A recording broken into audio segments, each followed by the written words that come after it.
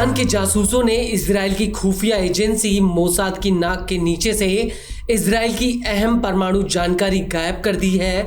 खुद ईरान ने इस बात का ऐलान किया है कि उसके हाथ में अब इजराइल के अहम परमाणु ठिकानों की खुफिया जानकारी लग गई है। हालांकि इजराइल ने कभी भी खुलकर ये बात नहीं मानी कि उसके पास परमाणु हथियार हैं। हालांकि इजराइल का कहना है कि वो ईरान को कभी भी परमाणु संपन्न देश बनने नहीं देगा। लेकिन ईरान के हाथों में इजराइल का ये सीक्रेट आने वाले वक्त में इजराइल के लिए एक बहुत बड़ी मुसीबत ला सकता है, क्योंकि अब ईरान ने इसी खुफिया जानकारी का हवाला देते हुए इजराइल को एक बहुत बड़ी धमकी दी है।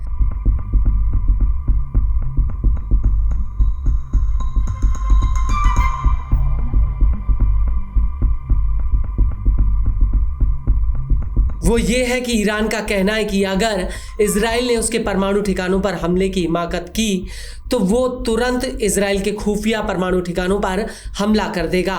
ईरान का कहना है कि उसके हाथ में इजराइल के छिपे हुए परमाणु ठिकानों की चप्पे चप्पे की जानकारी है।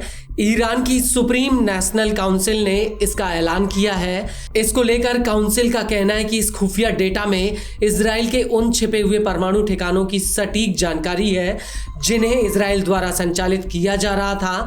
ईरान की सुप्रीम नेशनल सिक्योरिटी काउंसिल का कहना है कि आज इस जानकारी तक पहुंच की वजह से अगर इजराइल ईरान के परमाणु ठिकानों पर हमला करता है तो इसके जवाब में ईरान तुरंत इसका जवाब इजराइल के छिपे हुए परमाणु ठिकानों पर हमला करके देगा। आपको बता दें कि ईरान का दावा है कि इजराइल के हजारों परमाणु दस्तावेज उसके हाथ लग चुके हैं, जिसमें इजराइल के परमाणु ठिकानों और प्रोजेक्ट्स की जानकारी है।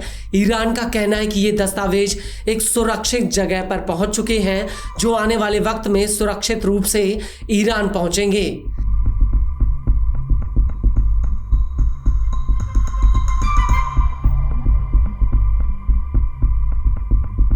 इन दस्तावेजों में इजराइल के परमाणु ठिकानों के फोटो और वीडियो भी शामिल हैं। ईरान अब इन दस्तावेजों को खंगालने में लगा हुआ है। इस सब के बीच आपको ये भी बता दें कि गाजा युद्ध शुरू होने के बाद 13 अप्रैल 2024 को ईरान ने सीधे इजराइल पर बैलिस्टिक मिसाइल अटैक किया था। इस दौरान ईरान ने इजराइल के ऊपर 170 से ज़्यादा ड्रोन और 30 क्रूज और 120 से ज़्यादा बैलिस्टिक मिसाइलें दागी थीं। इसके बाद 1 अक्टूबर 2024 को ईरान ने फिर से इजराइल के ऊपर करीब 200 से ज़्यादा बैलिस्टिक मिसाइलें फायर की थीं।